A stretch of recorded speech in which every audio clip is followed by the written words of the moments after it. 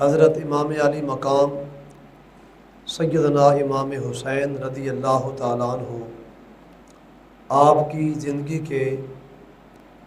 سارے سال، سارے مہینے اور سارے ہفتوں سے چیدہ چیدہ تبرک لے کے آپ کے سامنے رکھا جائے۔ عمومی طور پہ ہمارے معاشرے میں ایک رسم رواج چل نکلا ہے کہ امام حسین رضی اللہ تعالیٰ عنہ کی ولادت، کان میں اذان، مسجد میں آنا، بس اس کے بعد پھر سیدھا کربلا۔ حالانکہ اس کے درمیان آپ نے کوئی 45 سال کے لگ بھگ مکہ المنورہ، مدینہ المنورہ اور مکہ المکرمہ ان کے درمیان زندگی گزاری ہے۔ مکے بھی جاتے رہے، مدینے قیام پذیر رہے۔ اتنا طویل عرصہ امام علی مقام رضی اللہ تعالی عنہ نے جو زندگی گزاری ہے، تو اس زندگی میں کس کس سے ملاقات کی، کس کس سے تحفے اور تحائف وصول کیے، شادیاں کہاں کی، اولاد ہوئی تو ان کے نام کیا رکھے، نذرانے دینے والوں کے نام کیا ہیں، جو نذرانے دیے گئے ان کی تعداد کیا ہے، کہ 2-4 روپے ہے کہ اونٹوں کی قطاروں پہ آپ کو نذرانے پیش کیے گئے۔ یہ سیرت آپ کی انشاءاللہ یہ آنے والے جتنے ایام ہیں، رب نے اگر ہمت دی تو دور صدیقی میں امام علی مقام کا کیا کردار تھا، پھر حضرت فاروق اعظم کا دور حکومت خلافت آیا تو سیدنا امام علی مقام کیا کرتے رہے، خلیفہ سوم سیدنا عثمان غنی ذی النورین کا دور خلافت آیا تو پھر آپ نے کیا کردار ادا کیا، خلیفہ چہارم حیدر کرار مولا مرتضیٰ حضرت علی مرتضیٰ کا دور حکومت آیا تو پھر آپ کیا کرتے تھے، پھر 5ویں خلیفہ خلیفہ راشد حضرت سیدنا امام حسن مجتبیٰ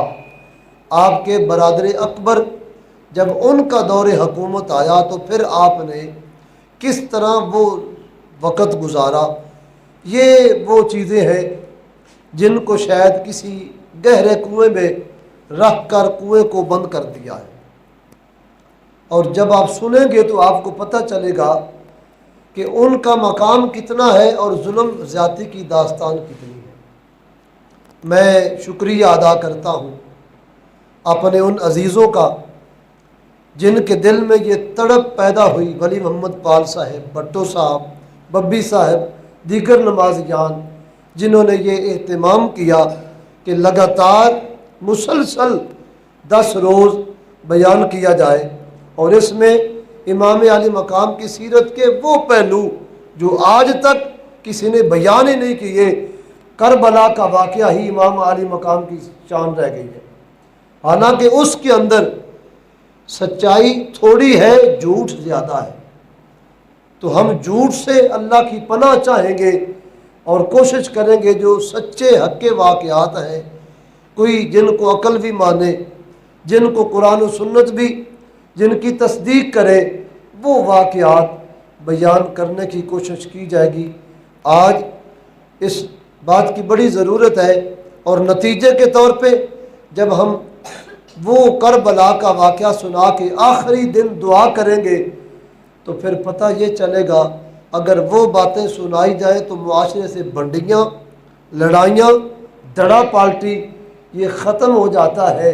پھر پتہ چلتا ہے کہ حضرت امام حسین صدیق کے ساتھ بھی ہیں، فاروق کے ساتھ بھی ہیں، عثمان غنی کی بھی بیعت کر رہے ہیں، حضرت علی مرتضیٰ کے بھی ساتھ ہیں، اپنے بڑے بھائی امام حسن مجتبیٰ ان کی بھی خلافت و بیعت کو تسلیم کر رہے ہیں، اور پھر ان کے بعد جن کو حضرت امام حسن نے اپنا جانشین مقرر کیا، حضرت امیر معاویہ، ان سے وظیفے بھی لے رہے ہیں، نذرانے بھی وصول کر رہے ہیں۔ یہ مکمل ایک داستان ہے، لیکن آج چونکہ میں نے آیت پاک 10ویں سپارے سے پڑھی ہے، اللہ کریم ارشاد فرماتا ہے، محبوب صلی اللہ علیہ وآلہ وسلم آپ ارشاد فرما دیجئے کہ کل ان کان آباؤکم و ابناؤکم، کہ اے محبوب آپ اعلان کر دو اگر میری محبت تمہارے لیے تمہاری اولاد، رشتہ دار، قریبی عزیز، ان سے ماں باپ، اولاد، یہاں تک کہ تمہاری تجارت کا سامان، تمہارے بنائے ہوئے وہ مکان، ان ساری چیزوں سے یہاں تک کہ میری محبت ان سب چیزوں پر تمہیں غلبہ نہ دے دے، تو پھر تم انتظار کرو، اللہ تعالیٰ تم پہ جہاد اور فتربصوا حتی یاتی اللہ بامرہ، کہ پھر ایسی وہ قوم کہ جن کو مال پیارا ہو، جس کو مکان پیارے ہو، جس کو جائیداد پیاری ہو، اولاد، رشتہ داریاں پیاریاں ہوں، مجھے محبت نہ دیتا ہو، میری محبت اس کے دل میں نہ ہو، تو پھر اللہ ایسی قوم کے لیے کوئی دوسری قوم لائے گا جو ان سے جہاد کرے گی، اور ایسی گمراہ قوم کو اللہ ہدایت نہیں دیتا۔ قرآن شریف میں متعدد آیات اس مضمون کو بیان کرتی ہے۔ خلاصہ یہ بنتا ہے کہ اللہ رب العزت یہ ارشاد فرما رہا ہے کہ تو اے کلمہ پڑھنے والو، تم پر میرے محبوب کی محبت لازم ہے، اس کے سوا تمہارا کوئی عمل قابل قبول نہیں ہے، نہ نماز منظور ہے، نہ روزہ قبول ہے، نہ حج کی کوئی حیثیت ہے، نہ زکوٰۃ کا کوئی مرتبہ ہے، جب تک میرے محبوب جناب محمد مصطفیٰ احمد مجتبیٰ صلی اللہ علیہ وآلہ وسلم سے محبت میں غلبہ نہ ہو جائے، اور آپ کی محبت مرکزی حیثیت کی حامل ہے۔ جب حضور سے محبت ہے تو فرمایا پھر حضور کی وجہ سے جس کا تعلق حضور سے ہے پھر اس سے محبت کرنا واجب ہو جاتا۔ مرکزی نقطہ حضور پاک کی ذات ہے، ان کی وجہ سے آل سے محبت ہے، ان کی وجہ سے آپ کے اصحاب سے محبت ہے، ان کی وجہ سے آپ کے یاروں سے محبت ہے۔ قرآن شریف نے بتایا، رب نے اصول دیا، حضور کی وجہ سے زمانہ عظمت والا بنتا ہے، حضور جہاں قدم رکھے وہ جگہ عزت والی بنتی ہے، جس زمانے میں آئے وہ زمانہ باعزت بنتا ہے، جس خاندان میں حضور کی آمد ہو وہ خاندان صاحب شرف ہوتا ہے، وجہ حضور کی ذات ہے۔ اور میں خاندان پہلے موجود، جگہ بھی پہلے موجود، زمانہ چل رہا ہے، بس محمد مصطفیٰ کی آمد جس خاندان سے ہوئی وہ خاندان اعلیٰ ہو گیا، جس قبیلے کی شاخ سے حضور جلوہ گر ہوئے وہ شاخ تمام شاخوں سے افضل اور اعلیٰ ہو گئی، جس شہر میں آئے وہ شہر لا اقسم بہذا البلد ہو گیا۔ میں کہنا یہ چاہتا ہوں کہ کملی والے آقا کے ساتھ جس شے کی نسبت ہو جائے وہ باعث تعظیم ہے، وہ باعث عظمت اور برکت بن جاتی ہے۔ اب حضور پاک سے صحابہ کی نسبت ہو گئی تو صحابہ محبوب ہو گئے۔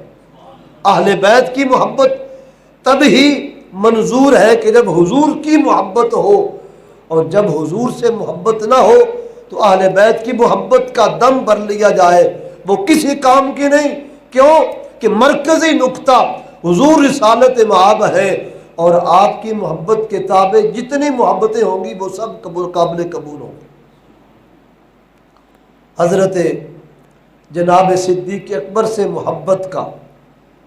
جو تقاضا ہے وہ صرف اور صرف ایک ہی وجہ ہے کہ وہ ہمارے پیارے آقا علیہ السلام کے وفادار ساتھی ہیں۔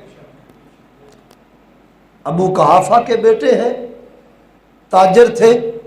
بڑی خوبیوں کے مالک تھے، پر وہ قابل احترام اور محبت والے اس وقت تک نہ تھے جب تک